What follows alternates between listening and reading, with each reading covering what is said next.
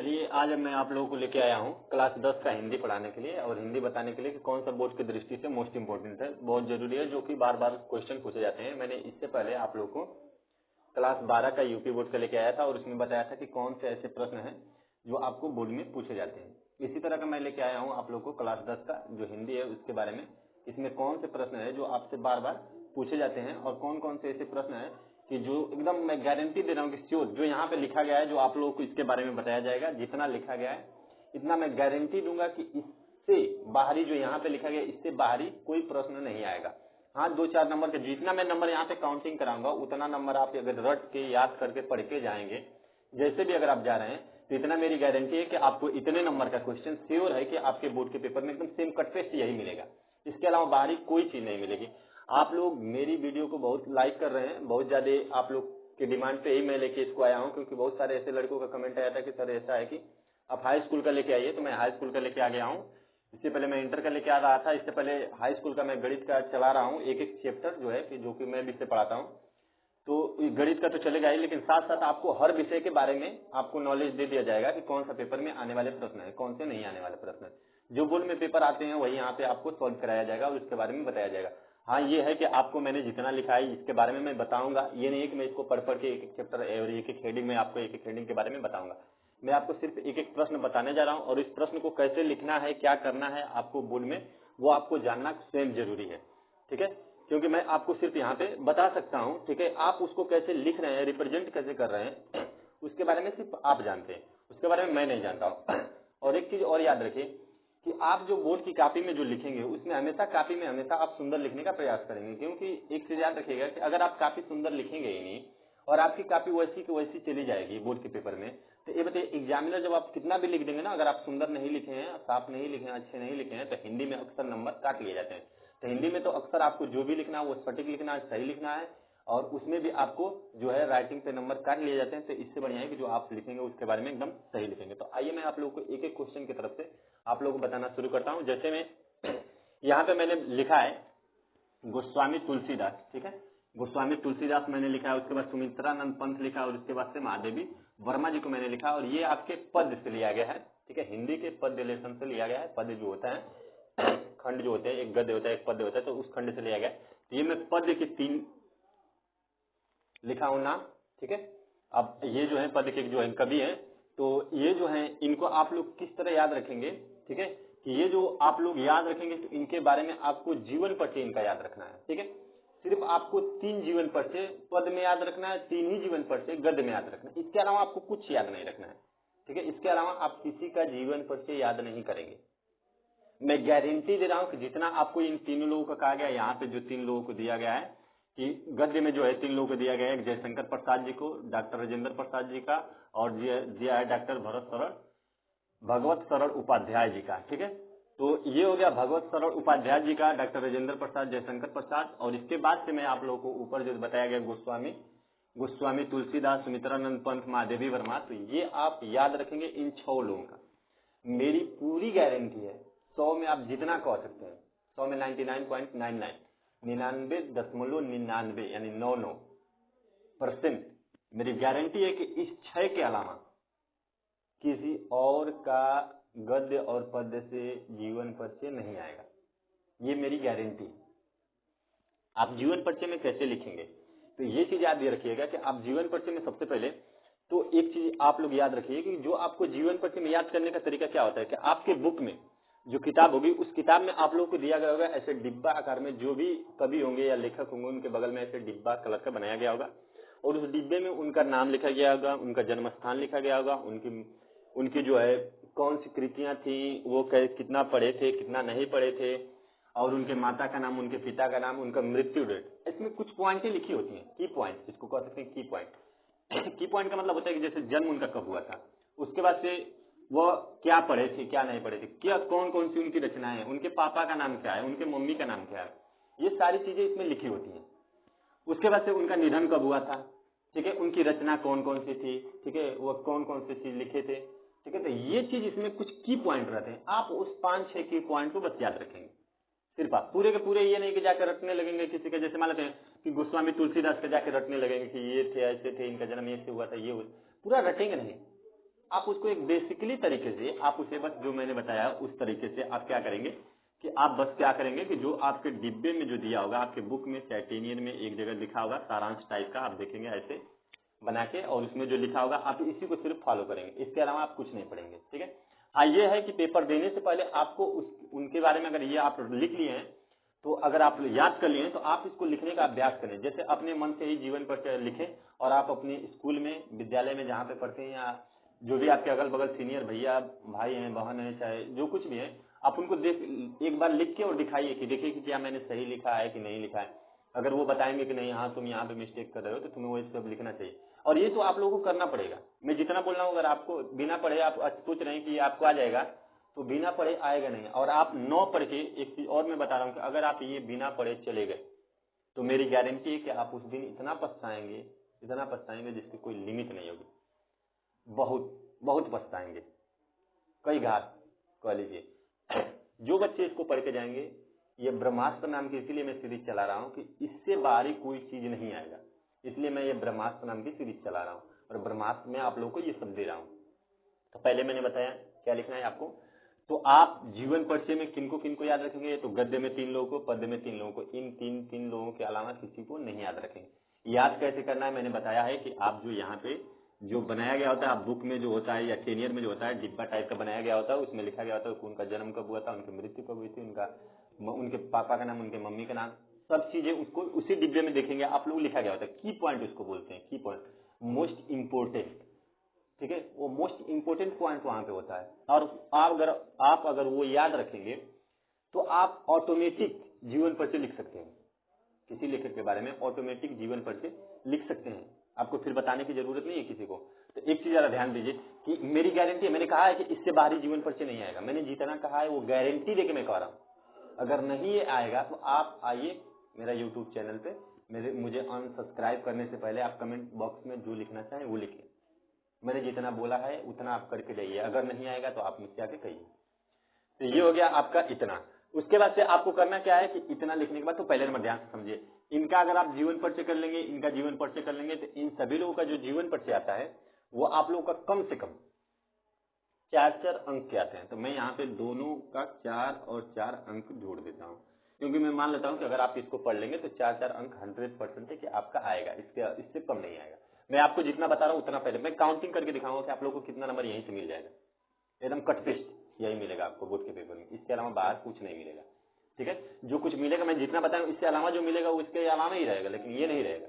तो ये चीज आप लोग थोड़ा ध्यान दीजिएगा। तो ये मैंने बताया कि सिर्फ 4 नंबर के यही 2 चीज आ जाएंगे, जीवन परिचय और इनकी जो क्या है जीवन परिचय, गद्य और पद्य से सिर्फ इनको याद कर लीजिएगा। अब उसके बाद से आप लोग आ जाएंगे, आप लोगों में देखिए मैं थोड़ा सा प्रश्न इधर उधर लिख दिया हूं, तो उसको शेड्यूल तरीके से मैं नहीं बता रहा हूं, इसलिए मैं जैसे बता रहा हूं आप वैसे ही पढ़ेंगे। अब इसमें आप लोग को क्या करना है कि संस्कृत गद्यांशों में से किसी एक का ससंदर्भ सहित हिंदी में अनुवाद कीजिए, ससंदर्भ सहित हिंदी में अनुवाद करना है। ठीक है, अब ध्यान से समझो ये किससे लिया गया है, तो गद्यांश में, गद्य जो आपका होगा संस्कृत में, आप ध्यान से समझिए। गद्य में आप पूरा का पूरा नहीं पढ़ेंगे, ठीक है, आप पूरा का पूरा नहीं पढ़ेंगे। एक आप लोगों का चैप्टर है जैसे वाराणसी, ठीक है, ऐसे करके चैप्टर है, तो आप उसमें क्या याद रखेंगे, पहला चैप्टर, और कौन सा चैप्टर है आप लोग याद रखेंगे, तो आप पहले चैप्टर के अलावा और एक चैप्टर है, रुकिए मैं आप लोगों को उस चैप्टर का नाम बता रहा हूँ। वाराणसी तो आप याद ही रखेंगे, साथ साथ उसके, ठीक है, एक आप लोगों का भारतीय संस्कृति, ठीक है, भारतीय संस्कृति जो है उसके बारे में याद रखेंगे। तो ये दोनों के दोनों आप लोगों के उसी से कवर हो जाएंगे। आप देखिए यहाँ पे आप सहारा लेंगे टेनियर का, बिना टेनियर का आप इसको पढ़ेंगे नहीं। आप टेनियर में इसको क्या करेंगे, आप टेनियर में मैंने कहा है सिर्फ एक चैप्टर को बढ़िया से पढ़ लीजिएगा, बढ़िया से एकदम। उसका यूट्यूब पे कन्वर्टिंग सिस्टम आता ही है, वाराणसी जो चैप्टर है, ठीक है, तो उसका यूट्यूब पे जो है आप सर्च करेंगे तो वाराणसी जो है आप लोगों का जो चैप्टर दिया गया है संस्कृत में, उसका हिंदी में कन्वर्ट देगा, कैसे कैसे हो रहा है आप उसके बारे में जरूर सर्च करें। मैंने जितना बोला है उतना आप करेंगे। किसी एक चैप्टर को आप संस्कृत गद्य में भी किसी एक को, पद्य में भी किसी एक चैप्टर को, मैं गारंटी दे रहा हूं, मेरी गारंटी है, ठीक है, ये मेरी गारंटी मान के चलिएगा, ठीक है। और भारतीय संस्कृति के बारे में मैंने बताया है, ठीक है, और इसके बाद देशभक्त है। तो इन 3-4 जो जितना मैंने बताया है, सिर्फ 3 से 4 चीजों को आप पढ़ के जाएंगे, उसका हिंदी में, ठीक है, संदर्भ सहित व्याख्या करने के लिए देता है। आप 100% गारंटी है उसे अच्छे से पढ़ के जाएंगे, अच्छे से, मैंने कहा है, और वो कम के नहीं आते हैं, 4-4 नंबर के आते हैं, इसलिए मैं ये कह रहा हूँ। मैंने जितना कहा है उतना। जैसे देशभक्त आप लोगों में एक चैप्टर होगा, उसे आप लोग पढ़ेंगे। चंद्रशेखर जी का चैप्टर होगा, वो आप पढ़ लेंगे। और उसके बाद से मैंने बताया कि वाराणसी एक चैप्टर है, वो पढ़ लेंगे। वाराणसी से आप लोगों को प्रश्न भी पूछता है, मैंने इसमें प्रश्न मेंशन नहीं किया, मैंने प्रश्न नहीं जोड़ा है, लेकिन फिर भी मैं उसके बारे में बता रहा हूँ। उसके बाद से जो आप लोग का भारतीय संस्कृति है, उसके बारे में भी आप पढ़ के जाएंगे, क्योंकि उससे भी क्वेश्चन बोर्ड में आता है। ठीक है, और ये तो आएगा ही, अनुवाद करने के लिए आएगा। अनुवाद करने के लिए इन दोनों में से तो एकदम 100% आएगा, जितना मैं बोला हूं उसी में से आएगा। उसके बाद से उसमें से ही प्रश्न उठा देता है। आप लोग इसमें प्रश्न मैंने मेंशन नहीं किया है, क्योंकि प्रश्न की गारंटी नहीं होता कहां से कहां उठा देगा, इसलिए मैंने प्रश्न को नहीं बताया इसमें।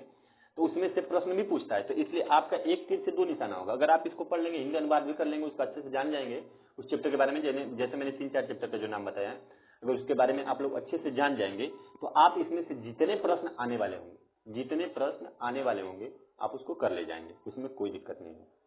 ठीक है, तो ये हो गया। मैंने एक इसमें स्टेप छोड़ दिया है, जिसका नाम है अग्रपूजा खंड काव्य। ठीक है, तो ये पहले मैं इनका दोनों का देखिए, ये भी 4 नंबर का आता है, ये भी आपका 4 नंबर का आता है। तो इनको मैंने प्लस कर दिया, 4 और 4 यहाँ पे मैंने प्लस करते हुए चल रहा है, ताकि मैं बता दे रहा हूँ कि कितना नंबर का आप लोगों को मैं यहाँ पे बता दिया हूँ। ठीक है, उसके बाद से ध्यान से समझिए, अग्रपूजा खंड काव्य आप किसी को याद करें चाहे न करें, ठीक है, जितना मैं यहाँ पे बता रहा हूँ, ये आप लोग के लिए एक समझ लीजिए ब्रह्मास्त्र से बढ़ के है। एक शिव जी का जो अस्त्र होता है, उससे भी बढ़ के, जो क्या बोलते हैं, पशुपतास्त्र अस्त्र ऐसा कुछ होता है। ठीक है, तो ये समझ लीजिए शिव जी का अस्त्र है, ब्रह्मास्त्र से भी अधिक। ठीक है, तो ज्यादा मुझे उसके बारे में तो नॉलेज नहीं है, लेकिन फिर भी मैं इतना बता रहा हूँ कि ये इतना है, इतनी गारंटी है, इतनी गारंटी है कि जितना मैं यहाँ पे आपको बता रहा हूँ, इसके बाहर कोई चीज नहीं आएगी। वही चीज आएगी जितना, जो नंबर यहाँ से डिफॉल्ट होगा, मतलब जितना 70 में मैंने जितना यहाँ पे बता दिया, उससे अधिक जितना आएगा, जो मैं बताया रहूंगा, उससे अधिक वाला रहेगा। नहीं तो बाकी एकदम सेम आपको यही मिलेगा, इसके अलावा कुछ नहीं मिलेगा। अग्रपूजा खंड काव्य में आप उसका सारांश अच्छे से हिंदी में अनुवाद, हिंदी में अनुवाद तो रहता ही है, मतलब एक कहानी के तौर पे आप उसके बारे में आप पढ़ लेंगे। ठीक है, प्रस्तावना चाहे जो कुछ भी उसका कैसे क्या लिखना होता है, ठीक है, आप उसके बारे में अच्छे से सर्च करेंगे, या 10 ईयर से गाइड से, चाहे जो कुछ भी आपके पास, मेरे हिसाब से 10 ईयर से आप पढ़िए, नहीं तो यूट्यूब से सहारा लीजिए। अग्रपूजा खंड काव्य के बारे में आप ब्लूटूथ लगाइए और उसके बारे में अच्छे से पढ़िए, और अच्छे से पढ़ेंगे तो मेरी पूरी की पूरी गारंटी है कि आप अग्रपूजा खंड काव्य से बाहर। आप लोगों को देखो, आप लोगों को तो बहुत सारे खंड काव्य दिए होंगे आपके बुक में, जो आपका पेपर होगा उसमें बहुत सारे खंड काव्य देखेंगे, कर खंड काव्य, दुनिया भर के खंड काव्य, लेकिन आपको उसमें से सिर्फ एक ही खंड काव्य लिखना होता है। आप सब मत लिखने लगिएगा, एक खंड काव्य आपको लिखना होता है। ठीक है, एक खंड काव्य के 2 प्रश्न होते हैं। ठीक है, तो एक ही खंड काव्य के 2 प्रश्न। तो अगर आप अग्रपूजा खंड काव्य आप लोग को पढ़ना है, आप लोग को अग्रपूजा ही लिखना है, बाकी सब कुछ मत लिखिएगा। अग्रपूजा खंड काव्य के बारे में आप लोग पढ़ लीजिएगा, अच्छे से उसके बारे में लिख लीजिएगा। इसके अलावा बाहरी आपको नहीं लिखना है, और जिसको भाई बाहरी लिखना है तो बाहरी लिखेंगे तो बाहरी नंबर पाएगा। तो इसलिए आप जो भी लिखेंगे तो उसे अग्रपूजा खंड काव्य के अंतर्गत लिखेंगे। तो मैंने बोला है अग्रपूजा खंड काव्य एकदम आपका श्योर है कि 5 से 6 नंबर, ये तो 6 नंबर मान के चलिए, ये एकदम आते हैं। जितना मैं आपको बता रहा हूँ एकदम फिक्स है, इससे बाहर नहीं आएगा। मैंने जितना बोला है, जैसे मैंने बोला है रचना में गोस्वामी तुलसीदास, सुमित्रानंद पंत, महादेवी वर्मा, जयशंकर प्रसाद, और जो है राजेंद्र प्रसाद और भगवत सरस उपाध्याय। ठीक है, जितना मैंने 6 लोगों का बोला, इसको इनको तो एकदम याद कर लीजिएगा, इनको कहीं ना छोड़िएगा। इस 6 में से आपका, इस 6 लोगों में से आप याद करेंगे, 2 लोगों का 100% से कई बार आएगा तो आएगा बोर्ड के पेपर में, इससे बाहर ही नहीं आएगा। तो ये आपका 4 नंबर यहाँ से आ जाएगा, 8 नंबर हो जाएगा। फिर अगर पूजा खंड काव्य से आपको 6 नंबर मैंने बोल दिया, एकदम आप पढ़ के जाएंगे, रट के जाएंगे, कुछ भी करें किसी भी तरह से। आपका 16 तारीख से एग्जाम है, तो 100% गारंटी है कि आप पहले से पढ़ के जाए। ठीक है, 16 के कब है ये तो मुझे क्लियर नहीं है, लेकिन जब भी है, मैंने जितना बोला है आप उतना पढ़ के जाएंगे, याद करके जाएंगे, किसी भी हर हालत में, चाहे कुछ भी हो जाए, धरती इधर से उधर हो जाए, लेकिन आप लोग क्या करेंगे, पढ़ के जाएंगे। ठीक है, तो आप हमेशा पढ़ के जाएंगे। अब थोड़ा सा आगे बढ़ते हैं। तो ये चीज तो हो गया इधर का मेंशन, जितना मैंने था उतना मैंने बता दिया। अब आप लोगों को श्लोक एक आएगा लिखने के लिए, श्लोक। ठीक है, जो मैंने लिखा है, ठीक है, यहाँ पे थोड़ा दिख रहा है, अब आप लोगों को दिख रहा होगा। ठीक है, श्लोक। ठीक है, तो आप श्लोक में एक चीज याद रखिए, आप कोई 2 श्लोक याद कीजिएगा, एक न याद कीजिएगा। एक श्लोक तो लिखना है, वो तो समझ में आता है, चलता है, लेकिन आप एक श्लोक नहीं याद करेंगे। क्यों? क्योंकि हो सकता है कि वही उस कॉपी में आ गई, वही पेपर में आ गया हो। तो आपको एक श्लोक नहीं याद करना है, आपको 2 श्लोक याद करना है। और श्लोक में आप जानते हैं 3-4 लाइन 5 लाइन का जो भी आप याद कर लेंगे उतना ही बहुत है। आप 2 श्लोक याद करके चलेंगे, और वो भी दोनों एक ही लेसन के नहीं, एक ही जगह के नहीं, दोनों अलग अलग जगहों से लिए गए हैं, अलग अलग टॉपिक से लिए गए। तो आप श्लोक जो याद करेंगे वो 2 याद करेंगे। मैंने एक लिखा है, एक श्लोक लिखिए, लेकिन आपको एक श्लोक नहीं लिखना है, आपको 2 श्लोक याद करके जाना। उसे लिखने का भी तरीका होना चाहिए, सिर्फ याद करना नहीं है, साथ साथ उसको क्या करना है, लिखना भी है। आप सिर्फ याद करके उसे जाएंगे नहीं। यहाँ पे मैंने जितना बताया उसको अभी से जो लोग जब वीडियो देखें तभी से लिखना शुरू कर दें, जानना शुरू कर दें। आप लोगों को मैं एक बार हट जाता हूँ, स्क्रीनशॉट ले लीजिए, आप लोग समझ लीजिए। इसको लिखना है तो लिखना है, आपको पढ़ना है, याद करना है, जैसे रो के चाहे गा के, जैसे भी आप इसे लिखेंगे, लेकिन लिखेंगे, पढ़ेंगे, याद करेंगे। तो एक श्लोक आपको मैंने कहा है, लेकिन श्लोक आपको 2 याद करने हैं। आपको कोई भी एक श्लोक लिखना होता है तो वहां पे जो आपको फराटेदार श्लोक आ रहा होगा, जिसको लिखने का तरीका होगा सही आपका, उसे आप लिख दीजिएगा। वहां पे श्लोक ज्यादा नंबर का नहीं आता, ये 3 नंबर का आता है। तो ये 3 नंबर का श्लोक एकदम फिक्स है। मैंने जितना बोला है आप 2 श्लोक याद करके जाइए, 9 आए तो मेरी गारंटी है आप आइएगा, मैंने जितना कहा है उतना आप कर दीजिएगा।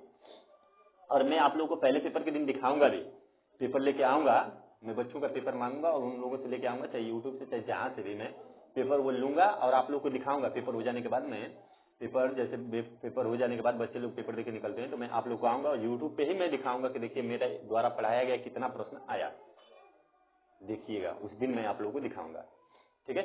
ये चीज हो गया आप लोगों का श्लोक। अब इसके बाद से आप लोगों को छंद में क्या याद करना है, रोला सुरठा, उदाहरण सहित, उदाहरण सहित आपको क्या याद करना है, रोला और सुरठा, 2 चीज याद करना है, वो भी उदाहरण सहित। यही दोनों आएंगे, कंफर्म गारंटी है, इन दोनों में से किसी एक को लिखना होता है, इसके अलावा नहीं आएंगे।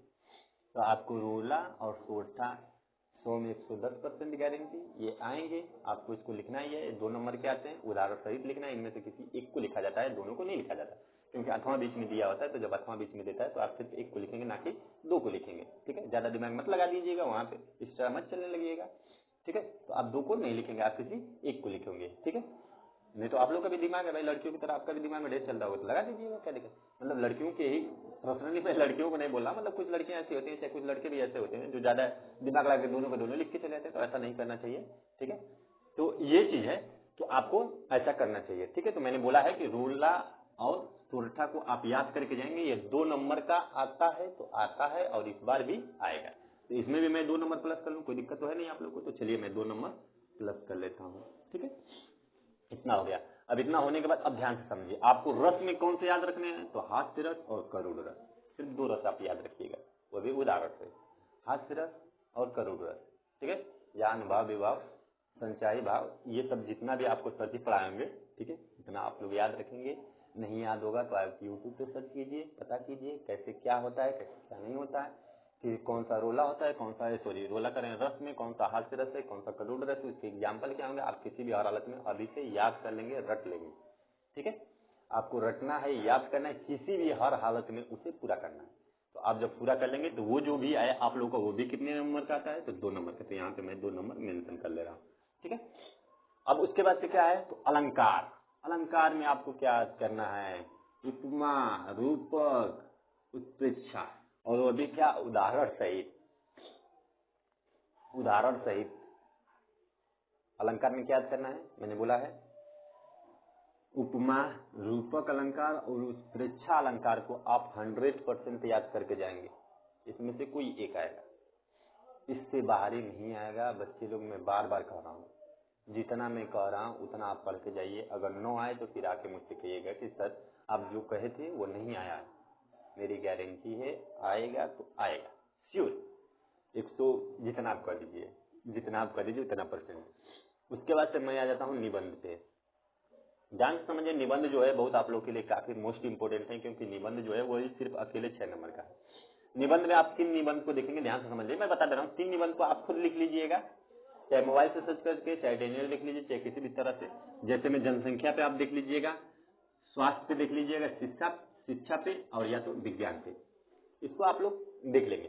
तो मैंने बताया क्या, आप इसमें से किसी 2 से 3, किसी 2 या 3 पे आप लोग बस लिख लेंगे। घर पे आपको घर पे क्या करना है, इनके बारे में लिख लेना है, और लिखने के बाद बढ़िया से आपको सर्च करना है और इनके बारे में क्या क्या इसमें हेडिंग होती है, उन सारी हेडिंगों को लिखना है और उसके अनुसार लिखना है सभी चीजों को। और आप जैसे लिखेंगे तो जब 2 से 3 आप लिख लेंगे तो मेरी गारंटी है कि कोई भी आ जाए, सिर्फ आप 2 से 3 लिख लिए हैं, 2 से 3 अगर निबंध लिख लिए हैं, अच्छे से लिखे हैं, अपने मन से बना के, चाहे जो कुछ भी देख के पढ़ के, चाहे जैसे भी लिखें, अगर आप 2 से 3 लिख लिए निबंध, मैंने जितना बोला सिर्फ इतना, जनसंख्या पे, स्वास्थ्य पे, शिक्षा पे या विज्ञान पे, इनमें से किसी 3 पे लिख लीजिएगा, सिर्फ 3 पे घर पे, ठीक है। अभी बहुत आप लोगों के पास समय है तो सिर्फ 3 लिख लीजिएगा। मेरी गारंटी है कि जब आप 3 पे लिख लेंगे ना तो आपको 14 प्रकार के अगर दे दिए जाएंगे ना निबंध, 14 टाइप के, तब भी आप लिख लेंगे।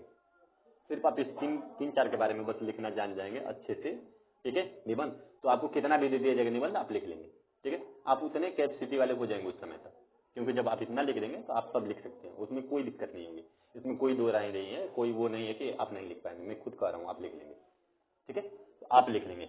तो ये चीज याद रखिएगा, मैंने निबंध में क्या बोला है कि आपको निबंध में क्या याद रखना है कि जनसंख्या, स्वास्थ्य, शिक्षा और विज्ञान, इन्हीं चारों में से आप लोग किसी 2 या 3 पे लिख दीजिएगा, घर पे लिख लीजिएगा, ठीक है। और आप घर पे जब लिख लेंगे ना, मैं इसलिए बोल रहा हूँ, लिखने के लिए आप लोग को बार बार प्रेरित मैं क्यों कर रहा हूँ, मैं लिखने के लिए इसलिए बोल रहा हूँ कि जब आप लिखेंगे तो आपकी राइटिंग स्किल सही होगी और आप कहाँ कहाँ गलती कर रहे हैं आप स्वयं अपनी कॉपी देखेंगे तो पता चल जाएगा। अगर आप लिख रहे हैं तो दूसरे से दिखाइए, जब आप दूसरे से भी दिखाएंगे तो पता चल जाएगा, दूसरे लोग बताएंगे भी कि आप क्या गलती कर रहे हैं, क्या नहीं गलती कर रहे हैं। अगर आप गलती कर रहे होंगे तो दूसरा बताएगा कि हाँ ये गलत कर रहे हैं, ठीक है। किसी को भी दिखाइए, अपने सर को दिखाइए, चाहे जहाँ पे आप पढ़ते हैं वहाँ पे क्लास करते हैं वहाँ के सर को दिखाइए, चाहे कोचिंग के, चाहे कहीं के भी आप, और चाहे बड़े भैया घर में हो उनको दिखाइए, दीदी हो, चाहे कोई भी हो घर में जो एजुकेटेड है, पढ़ा लिखा है, उनको दिखाइए और पूछिए, वो बताएंगे कि हाँ ये चीज गलत है, ये चीज गलत है, तुम्हें यहाँ ऐसे नहीं ऐसे लिखना चाहिए, तो वो आप सुधार करेंगे। और देखिए, जब नंबर अच्छा उठाना है, टॉप करना है, तो आपको मेहनत तो करना पड़ेगा, मेहनत के लिए आप पीछे ना हटें, क्योंकि देखिए आप जब तक मेहनत नहीं करेंगे तब तक आप आगे नहीं बढ़ेंगे, ठीक है। ये तो मैं इसलिए आप लोगों को लेके आ रहा हूँ, पहली बार ये बता रहा हूँ इतना सारा चीज कि मतलब मैं क्या बताऊँ, अब किसी बस कारण बस मैं आप लोगों को ये बता रहा हूँ, ठीक है। मैं चाहता हूँ कि सभी बच्चों का इसमें भला हो जाए, इसलिए ये चीज बताया जा रहा है। तो यहाँ पे ये चीज है, तो आप ये चीज याद रखेंगे कि निबंध कौन कौन से याद रखेंगे, किसको किसके बारे में आप लिखेंगे, उससे बाहर एक भी आप नहीं लिखेंगे, जितना मैंने कहा उतना ही लिखेंगे, उससे बाहर कुछ नहीं। अगर आप 2 से 3 निबंध आप घर पे लिख लिए हैं तो मेरी गारंटी है कि पेपर, बोर्ड पेपर में कोई भी निबंध आ जाए आप उसके बारे में बना के आराम से लिख लेंगे, क्योंकि आपको पहले से ही नॉलेज हो जाएगा कि किस तरह के निबंध हमको लिखना है और किस कौन कौन से इसमें टॉपिक्स हो सकते हैं, किस पे किससे हमें बहस करना, मतलब किस पे किसके बारे में लिखना है। बहस करने का मतलब मैं लिखने से ले लेता हूँ, आप वहाँ पे बहस करने से मेंशन मत कर दीजिएगा कि बहस करना है, बहस नहीं करना है, मेंशन करना है, मतलब लिखना है। ये आपका सिर्फ निबंध जो आएगा वो सिर्फ 6 नंबर का आएगा, मैं 6 नंबर प्लस कर ले रहा हूँ, ठीक है। आप लोगों को तो कोई इतराज तो नहीं हो रहा है, आप लोग सोच रहे होंगे अरे इतना नंबर पा गए, अरे इतना भी टेंशन मत लीजिए, और नंबर मिलेगा आपको, और नंबर मैं यहीं पे दिखाऊंगा। अब आपको क्या करना है, उसके बाद से आप लोगों को आ जाना है गद्य से, ठीक है। अब एक रेखांकित होता है आप लोग को, और रेखांकित अंशों का संदर्भ सहित व्याख्या कीजिए। आपको मैं बता रहा हूँ ईमानदारी पूर्वक बच्चे लोग, आप लोग को जो मैं चैप्टर बस 2 लिखा हूँ सिर्फ उसको पढ़ के जाइएगा, इसके अलावा कुछ नहीं। कौन सा मैंने लिखा है, मित्रता और भारतीय संस्कृति, ठीक है। ये आप पढ़ के जाएंगे, मित्रता और भारतीय संस्कृति के बारे में आप पढ़ के जाएंगे, ठीक है। और इतना आप पढ़ के जाएंगे, मेरी गारंटी है कि आपको रेखांकित वाला यहीं से मिलेगा, बाहर से नहीं मिलेगा, ठीक है। बाहर से आपको मिलेगा नहीं, मैंने बोला है क्या, तो आप इतना पढ़ जाएंगे। मित्रता जो है वो पहला चैप्टर है और इसके बाद से भारतीय संस्कृति जो है तीसरा, ठीक है। तो आप इसको पढ़ के जाएंगे, ठीक है। अब आप पढ़ के जाएंगे तो मेरी गारंटी है, मैंने कहा है कि रेखांकित इससे बाहर से नहीं आएगा। और रेखांकित में मतलब क्या होता है कि जो रेखांकित होता है तो आप उसमें ध्यान देंगे कि रेखांकित जो होता है उसमें आपको एक चीज जरूर आना चाहिए कि रेखांकित जो होता है उसमें एक चीज जरूर मेंशन रखिएगा कि आप लोग एक चीज सोचिए कि रेखांकित जो होता है उसके शुरू में या तो लास्ट में, ठीक है, ऐसा जरूर शब्द होंगे जो उस चैप्टर के बारे में और पूर्ण रूप से बता देते हैं कि ये किस चैप्टर से लिया गया है।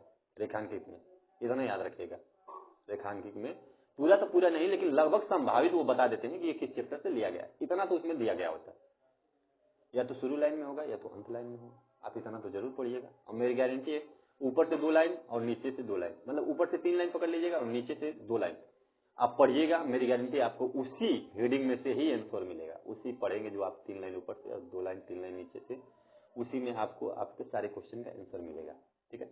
और जो प्रश्न आते हैं वो जो प्रश्न आते हैं उसमें प्रश्न तो वो तो उसी में लिखे रहते हैं, उसमें तो कोई दिक्कत नहीं है, प्रश्न तो आप लोग वैसे भी टेक ओवर कर लेंगे। बस रेखांकित वाला ससानुरूचित व्याख्या करने के लिए सिर्फ 6 नंबर का अकेले आता है विगद्य से।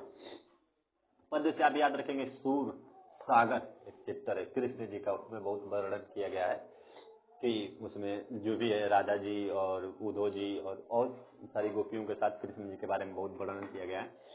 उसको 100% बाबू लोग मैंने बोला है एकदम गारंटी, आएगा तो आएगा कहीं नहीं जाएगा, आएगा तो आएगा कहीं नहीं जाएगा, मेरी गारंटी है कि वो आएगा, तो ये याद रखिएगा। तो सूरदास का जो चैप्टर है सूर सागर, इसे आप पढ़ लेंगे। और एक है धनुष भंग, ठीक है, वन पथ पर, ठीक है, आप इसे पढ़ लेंगे। मेरी गारंटी है कि जो है गद्य में से जो आप लोगों का 6 नंबर का आ जाएगा, ठीक है। तो मैं ये 6 नंबर गद्य का प्लस कर ले रहा हूँ और फिर प्लस ये सूर सागर वाला और धनुष वाले में से मैं 6 प्लस कर ले रहा हूँ। ये क्यों किया हूँ ध्यान से समझिए कि ये क्योंकि देखिए ध्यान से, मैंने निबंध में भी 6 नंबर कहा था, फिर से उसके बाद से मित्रता में भी, मतलब मित्रता का मतलब एक गद्य में से इसके बारे में आप लोग को रेखांकित वाला आता है कि रेखांकित अंशों का संदर्भ सहित व्याख्या कीजिए। इसके बारे में मैंने बताया कहाँ से पढ़ना है, कितने 2 चैप्टर को मैंने नाम बता दिया, उसको पढ़ के जाइए। उसके बाद से आप पद्य में सूर सागर जी का, सूर सागर एक चैप्टर है उससे पढ़ के जाएंगे जो सूरदास जी का है, जिसमें मैंने बताया है कि कृष्ण जी के बारे में और राधा जी के बारे में और उद्धव जी के बारे में और गोपियों के बारे में वर्णन है। आप उसे पूरा का पूरा पढ़ के जाइए, मेरी गारंटी है वहीं से मिलेगा। अगर उसमें से न आए तो आप धनुर्भंग में से पढ़ के जाएंगे, ठीक है। उसके बाद से जो है वनपथ उसी में है, मेंशन है, आप उसे पढ़ के जाएंगे। मेरी गारंटी है कि इससे बाहरी आप लोगों को क्वेश्चन नहीं है। मैं फिर से एक बार बता दे रहा हूँ, ठीक है, जितना मैंने बताया इससे बाहरी एक भी नहीं जाएंगे। मैं एक बार फिर से सरस्वती निगाह से आपको बता दे रहा हूँ कि आपको रचना में क्या याद रखना है। सिर्फ पद्य में से 3 लोगों को गोस्वामी तुलसीदास जी को याद रखना है, गोस्वामी तुलसीदास जी को याद रखेंगे, फिर सुमित्रानंद पंत जी को, फिर महादेवी प्रसाद वर्मा जी को। आप इनको याद रखेंगे हर हालत में, ठीक है। जब आप इनको याद रख लेंगे तो इन तीनों लोगों को पहले एक आप अपना शेड्यूल बना लीजिएगा आधे घंटे का, रोज हिंदी पढ़ने का आधे घंटे का शेड्यूल बनेगा। और ये मात्र हमको नहीं लग रहा है कि अब एक हफ्ते में ये सभी कवर हो जाएंगे, जितना मैंने बोला है आप एक हफ्ते में पढ़ेंगे तो सब कवर हो जाएंगे। और एक हफ्ते में क्या पढ़ने वाले लड़के होंगे तो 2-3 घंटा में कवर कर लेंगे, लेकिन ऐसी कोई बात नहीं, आवाज़ी में कवर मत करना, ठीक है। ये नहीं है कि सिर्फ तुम ही पढ़े और तुम ही लिखे और तुम ही जाने, ऐसा नहीं है। तुम्हें याद करना है और वही लिखना है, और तुम्हें नहीं जानना, वो एग्जामिनर को जानना है, एग्जामिनर जी उसे चेक करेंगे, आप नहीं चेक करेंगे। ऐसा लिखना है कि वो दूसरा भी पढ़ सके, ऐसा मत लिख के आ जाना कि तुम ही पढ़ो तुम ही लिखो तुम ही जानो, उससे ऐसा नहीं। तो ऐसा लिखना है कि आपको सभी जाने उसके बारे में, ठीक है। तो मैंने बताया, उसके बाद से मैंने गद्य से मैंने बताया कि जयशंकर प्रसाद जी का, फिर डॉक्टर राजेंद्र प्रसाद जी का, भगवत शरण उपाध्याय जी का, ये आप 3 लोगों का इनका पढ़ के जाएंगे जीवन पर से। और मैंने बताया कहाँ से कि दिव्याकार में जो होता है उसमें जो मोस्ट इंपोर्टेंट की पॉइंट दिए होते हैं आप वहीं से याद करके जाएंगे, बाहर से कुछ नहीं याद करके जाएंगे। मैंने जितना बोला इससे बाहर ही आप कुछ नहीं याद करके जाएंगे, ठीक है।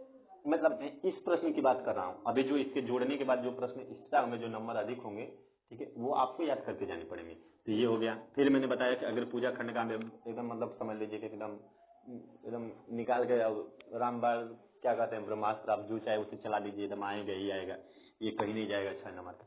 फिर इसके बाद से मैंने बताया कि संस्कृत गद्य पद्य में कि कौन से आप लोग को लेना है, मैंने चैप्टर का नाम बताया था, वीडियो पीछे करके आप लोग देख लीजिएगा, इसमें चैप्टर का मैंने नाम बताया, इसमें भी मैंने बताया और इसके बारे में मैंने अच्छे से बताया है।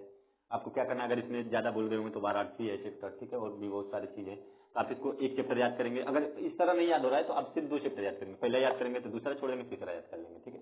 उसके बाद से उसी तरह इसमें भी आप आ जाएंगे तो इसमें भी एक याद करेंगे, दूसरा छोड़ेंगे, तीसरा याद करेंगे, ऐसे याद करेंगे, चाहे पहला छोड़ देंगे, दूसरा छोड़ देंगे, तीसरा चौथा याद कर लेंगे। अगर आप ऐसे 2-3 चैप्टर को आप रट लेंगे, याद कर लेंगे, याद करना नहीं है, रट के लिखना भी है, आप लिख लेंगे, रट के याद कर लेंगे, चाहे जैसे भी, अगर आप इसको कर लेंगे तो आपका जितना मैं बोला उससे बाहरी क्वेश्चन नहीं होगा। उसके बाद से मैंने बताया कि श्लोक में आपको 2 श्लोक याद रखने हैं, 2 श्लोक कितने याद रखना है, तो 2 श्लोक याद रखना है, 2 से ज्यादा श्लोक नहीं याद करना है, सिर्फ 2 श्लोक याद रखना है। और 2 श्लोक 2 अलग अलग जगहों से लिए गए हैं, ठीक है, एक ही टॉपिक से न उठाए गए, अलग अलग टॉपिक से उठाए गए हैं। एक ही जगह से आप लेंगे तो दिक्कत हो जाएगी, तो एक ही जगह से आप नहीं लिखेंगे, आप अलग अलग श्लोक को पढ़ेंगे। मैंने बताया 2 श्लोक याद रखेंगे, एक श्लोक 100% का आता है, 3 नंबर का आता है। उसके बाद से मैंने बताया कि रोला टोटका आप याद रखेंगे, वो भी उदाहरण सहित, उदाहरण सहित रोला और टोटका को आप याद रखेंगे, वो आपका 2 नंबर का आता है, ठीक है। तो यहाँ पे हो गया रोला और सोरठा तक, यहाँ तक हो गया, तो ये हो गया 2 नंबर का, ये भी हो गया था, ये हो गया, ये भी और ये सारे हो गए थे। उसके बाद से आपको मैंने बताया कि हास्य रस या करुण रस के बारे में उदाहरण सहित आप पढ़ के जाएंगे, उदाहरण सहित हास्य रस और करुण रस के बारे में मैंने बोला है, उदाहरण सहित आपको उदाहरण सहित याद करके जाना है, तो ये भी 2 नंबर का आपका आएगा। उसके बाद से मैंने बोला है कि अलंकार, ठीक है। उसके बाद से मैंने बोला है क्या, अलंकार। देखिए मैंने अलंकार का 2 नंबर छोड़ दिया, अलंकार का 2 नंबर कहीं मैं मेंशन नहीं किया, तो उसे मैं यहाँ पे जोड़ ले रहा हूँ, प्लस में कर दे रहा हूँ, यहीं पे यहाँ पे कर दे रहा हूँ 2 नंबर। ठीक है, तो अलंकार का 2 नंबर मेंशन कर लेना आप लोग। उपमा रूपक या उत्प्रेक्षा अलंकार, इसके अलावा आप कोई अलंकार याद नहीं करके जाएंगे, जितना मैंने बोला उतना। इसके अलावा बाहरी कुछ नहीं, आपको रट के लिख के कैसे भी याद करना है, लेकिन याद करना है। ठीक है, और उदाहरण सहित याद करना है। आपको हमेशा क्या याद करना है, उदाहरण सहित याद करना है। उसके बाद से आपको क्या करना है, फिर मैंने बताया निबंध, तो सिर्फ आप जो 4 महीने निबंध दिए इसमें से 3 निबंध आप घर पे बैठ के लिख लीजिएगा। मेरी गारंटी है कि कैसा भी निबंध आ जाए बोर्ड के पेपर में जाएंगे एकदम गर्दा बांध के चले आएंगे, धुआं कर देंगे। ठीक है, तो ये जो होता है 6 नंबर का था, तो मैंने यहाँ पे 6 नंबर इसका जोड़ दिया था, यहाँ तक हो गया था। उसके बाद से मैंने बताया कि गद्य जो मित्रता है, ठीक है, एक मित्रता चैप्टर है या भारतीय संस्कृति है, ठीक है, संस्कृति है, उसके बारे में आप पढ़ के जाएंगे। ये तीसरा लेसन है आप लोग का। ठीक है, इसी में से रेखांकित भाग वाला आता है, मैंने जितना बोला उतना बस पढ़ना बच्चे लोग, मेरी गारंटी आएगा। ये चीज आप पढ़ के जाएंगे तब श्योर गारंटी है कि आपका आ जाएगा, ये 6 नंबर का आ जाता है। ठीक है, उसके बाद से मैंने बोला कि पद से आप लोग को संदर्भ से व्याख्या करने के लिए आता है, उसमें 2-4 लाइन का आपको दे देगा पद और उसके बारे में कहेगा कि आप संदर्भ से व्याख्या कीजिए। तो मैंने बताया कि उसके लिए आप कौन सा चैप्टर पढ़ लेंगे, तो एक सूरसागर पढ़ लेंगे और एक धनुर्भंग। ठीक है, ये पढ़ लेंगे, इतना गारंटी है कि मेरा जितना मैं बोला उतना। सूरसागर मैंने बताया कि सूरदास जी का है, जो उसमें कृष्ण जी का और जो कुछ भी है सबके बारे में बताया गया है, तो आप उतना पढ़ के जाएंगे। ठीक है, उसमें कोई दिक्कत नहीं है आपको। देखिए बच्चे लोग, अच्छे से अच्छे नंबर लाना है तो आपको पढ़ के जाना है। अगर अच्छा नंबर लाना है तो मेहनत करना है, अगर आप पढ़ के नहीं जाएंगे तो आप अच्छा नंबर नहीं ला सकते। एक बार मैं नंबर जोड़ के आपको बता देता हूँ कितना नंबर हो गया है। ये देखिए ध्यान से, यहाँ तक जो आप लोग हो गए वो टोटल 20 नंबर हो गया। 6 6 12 6 3 18 2 20, ये टोटल आपका इधर हो गया 20 नंबर। मैं इसको जोड़ दिया। ठीक है, अब ध्यान से समझिए, 4 दूना 8, 4 3 12, 4 चौको 16, 16 और 6 22, अब 22 और 3 25 हो गया, 25 2 27 और 27 और 2 29, 27 और 2 कितना हो जाएगा 29। मैंने जोड़ा गलती नहीं है, ध्यान से समझिए। 4 4 8, 4 3 12, 4 चौको 16 और 16 और 6 22 और 22 और 3 25, 25 और 2 25 2 27 और 2 29। तो आप जोड़ देंगे 20 प्लस 29 बराबर 49। ठीक है, अब बच्चे लोग आप लोग सोचिए कि ये 49 नंबर आपको यहीं मिल जा रहा है, कितना में 70 में।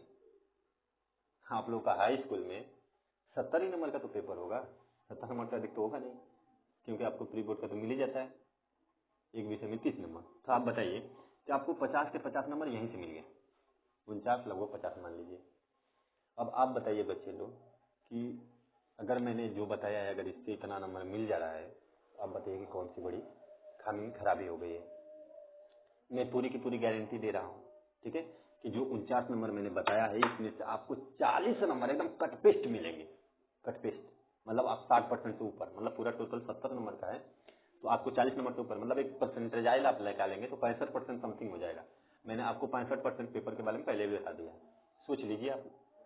आप जितना मेहनत करेंगे उसके बाद से आपका है भाई। आप मेहनत करेंगे तो आप उसके बारे में, अगर आपको टॉप करना है तो मेरे सिर्फ इतने बताने से तो आप टॉप करेंगे नहीं। जो भी इसमें छूट गया है, जैसे 70 नंबर का होता है तो आप सोचिए अगर ये 50 नंबर का हो गया तो अभी आपका 20 नंबर का कुछ छूट रहा है, और जो छूट रहा है बच्चे लोग उसे आपको पढ़ना है, उसे मैं नहीं बता सकता हूँ क्योंकि आपको पढ़ना ही पड़ेगा।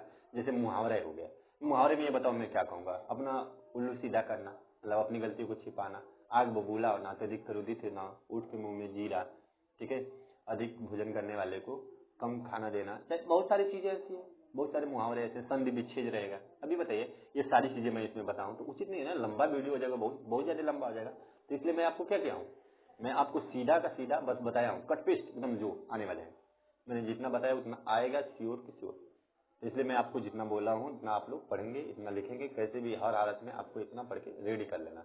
अगर आप इतना रेडी कर लेंगे तो मैंने बताया कि आप लोगों का 50 नंबर का क्वेश्चन हो जाएगा। और आपको विश्वास न हो तो आप लोगों का जिस दिन पहला पेपर रहेगा उस दिन जाइए दीजिए। अगर नहीं आएगा, जितना मैं प्रश्न बताया हूँ, अगर इसमें से प्रश्न 9 आए, ठीक है, प्रश्न 9 आने का मतलब 50% से अगर इसमें से कम आए तो फिर आपको मुझसे कहिएगा। मैंने जितना बताया एकदम कट पेस्ट मिल जाएंगे आपको, एकदम cut paste to the point एकदम मिलेंगे, उसमें कोई गुंजाइश नहीं, उसमें कोई समझौता नहीं। मैंने जितना बताया उसमें से ही आएंगे, बाहरी नहीं आएंगे। वो 20 नंबर जो अधिक है वो बाहरी से आएंगे। मैंने पहले ही बता दिया कि भाई जो कम होंगे उसको आपको पढ़ना पड़ेगा किसी भी हालत में, क्योंकि इतना नहीं है मेरे पास, इतना मैं ज्ञानी नहीं हूँ कि मैं आप लोगों को 100 का 100% मतलब 70 में 70 बता दूँ। ये इतना तो मुझे भी नॉलेज नहीं, मैं ऐसे ही बस बताया हूँ। तो आप उसके बारे में अच्छे से पहले से ही पढ़ लेंगे, ठीक है। और अपने ऊपर भी आप लोग सेल्फ स्टडी रखें, मोटिवेट रहें, अच्छे से पढ़ाई करें और मन लगाएं, ठीक है। किसी दूसरे की बातों में अभी न आए, आप सिर्फ हमेशा परीक्षा की दृष्टि से रखें। मैं जल्दी आप लोगों को एक मोटिवेशनल वीडियो लेके आऊँगा कि कैसे आप लोग को हमेशा मोटिवेट रहना चाहिए, तो उसके बारे में मैं बहुत जल्दी वीडियो लेके आऊँगा, तो उसके बारे में भी बताया जाएगा कि किस तरह से हमेशा मोटिवेट रहना चाहिए, ठीक है।